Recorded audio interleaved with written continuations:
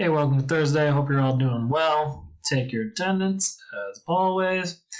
Today is live. I'll try to leave a little reminder for you at the end of Wednesday so you don't forget. Basically, anytime that we are in distance, please remember that on Thursdays we're going to be live. We're just doing a Kahoot today.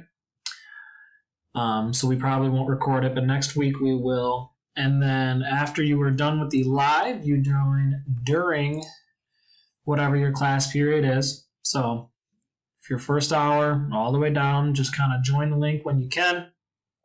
During your hour, try to make it best you can. And then when you are done with that, or if you miss it, you go to the acrostic name poem. Just a goofy little get to know you deal. Basically, you make an acrostic name poem for yourself. What that means, if you have not done this a million times, is you have an adjective for every letter in your name. I probably should have taken my first name Luke because it would have been way quicker. But for example, you have S is for silly, T talkative, A adventurous, H hospitable, L lucky, M magnificent. Duh. A is for awesome. Duh. And then N was nerdy. I put it twice.